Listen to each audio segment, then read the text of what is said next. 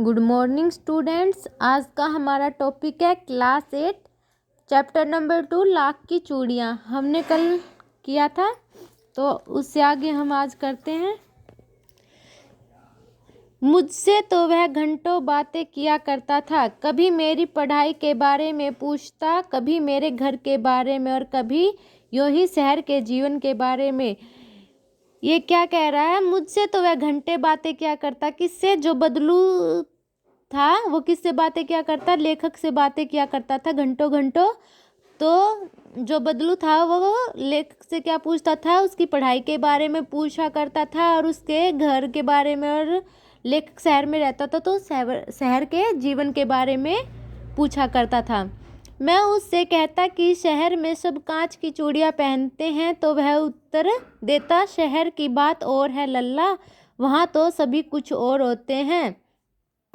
वहाँ की औरतें अपने मर्द का हाथ पकड़कर सड़कों पर घूमती भी हैं और फिर उनकी कलाइयाँ नाजुक होती हैं न। लाख की चूड़ियाँ पहनने तो मोच न आ जाए। तो बदलू उसको क्या कहता कि शहर में सब, जो लेखक है पहले वो बोलता है कि सब वहाँ पर शहर में तो कांच की चूड़ियाँ पहनती है, लाख की कोई नहीं पहनता। तो बदलू क्या कहता है कि है ना, शहर की बात अलग है और गांव की बात अलग है। शहर की जो औरतें होती हैं वो बहुत नाजुक होती हैं, वो लाख की चूड़ियाँ नहीं पहन सकती, क्योंकि लाख की चूड़ी होती है ना वो भारी होती है थोड़ी सी कांच की चूड़ियों की तुलना में। तो बदलू बोलता कि लाख की चूड़ी पहन ले तो उनके हाथ में मोच आ जाएगी, तो इसलिए वे लाख की चूड़ी नहीं पहन सकती। कभी कभी बदलू मेरी अच्छी खासी खातिर भी करता। जिन दिनों उसकी गाय के दूध होता वह सदा मेरे लिए मलाई बचा कर रखता, और आम की फसल में तो मैं रोज ही उसके यहाँ से 2-4 आम खा जाता। बदलू लाख की चूड़ियों के साथ काम के साथ साथ क्या करता था? गाय भी रखता था, तो उसके यहाँ पर दूध होता था तो वो लेखक को उसमें से मलाई बचा बचा कर खिलाता था। और आम की फसल थी तो उसमें से लेखक को 2-4 आम भी दे देता था।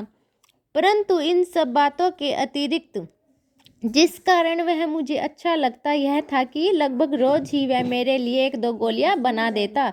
लेकिन लेखक था, उसको दूध की मलाई से और आम से ज़्यादा क्या अच्छा लगता था? जब बदलू उसको लाख से गोलियां बना के देता था। मतलब गोलियां में खेलने वाली, जैसे कंचे होते हैं ना मार्बल के, वैसे ही लाख की गोलियां बना के देता था। मैं बहुधा हर गर्मी की छुट्टी में अपने मामा के यहाँ चला जाता और 1-आध महीने वहाँ रहकर स्कूल खुलने के समय तक वापस आ जाता। लेखक ज़्यादातर अपने मामा के घर छुट्टियों में जाता था और तब तक रहता था जब तक उसके स्कूल खुल नहीं जाते थे।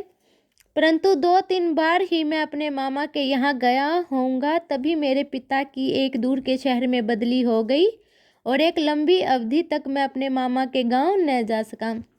जब तक उसके पापा की कहीं पर भी बदली नहीं हुई थी तब तक तो वो अपने मामा के घर जाता था, लेकिन जब उसके पापा थे जो उसके उनकी शहर में बदली हो गई तो फिर उनका गांव की तरफ आना न हो सका और बहुत लंबे समय तक वे गांव से दूर रहे। तब लगभग 8-10 वर्षों के बाद जब मैं वहां गया तो इतना बड़ा हो चुका था कि लाख की गोलियों में मेरी रुचि न रह गई थी। लेखक अब इतना बड़ा हो गया था कि अब वो गोलियों में रुचि लेना छोड़ दिया था। अतः गांव में होते हुए भी कई दिनों तक मुझे बदलू का ध्यान न आया। इस बीच मैंने देखा कि गांव में लगभग सभी स्त्रियां कांच की चूड़ियां पहनने हैं। विरल ही हाथों में मैंने लाख की चूड़ियां देखी।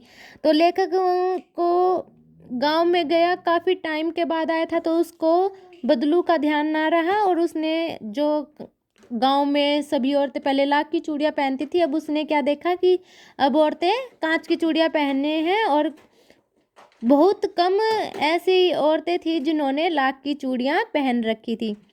तब एक दिन सहसा मुझे बदलू का ध्यान हो आया। बात यह हुई कि बरसात में मेरे मामा की छोटी लड़की आंगन में फिसलकर गिर पड़ी और उसके हाथ की कांच की चूड़ी टूटकर उसकी कलाई में घुस गई और उससे खून बहने लगा। मेरे मामा उस समय घर पर न थे, मुझे ही उसकी मरहम पट्टी करनी पड़ी। इसमें क्या बता रहा है? अब उसे बदलू का ध्यान एक दिन आया, और वो कैसे आया, जब बरसात के समय उसकी मामा की बेटी खेल रही थी, तो खेलते उसने हाथ में कांच की चूड़ियाँ पहन रखी थी, और वो खेलते खेलते गिर गई। तो उसके हाथ में गिरते समय वो कांच की चूड़ी लग गई, तो चूड़ी लगने से खून आया। तो फिर उसने उसकी मरहम पट्टी की, तो फिर उसे इस तरह से बदलू का ध्यान आया, और फिर उसने सोचा कि चलो मैं बदलू से मिल आऊं। अतः शाम को मैं घूमते घूमते उसके घर चला गया। बदलू वहीं चबूतरे पर नीम के नीचे खाट पर लेटा था। जब लेखक वहाँ बदलू के घर गया, तो बदलू क्या कर रहा था, जहाँ पर वो चूड़ियाँ बनाता था लाकी, वहाँ पर चबूतरे पर नीम के नीचे खाट पर लेटा हुआ था। आज इतना ही, आगे कल करेंगे। ठीक है।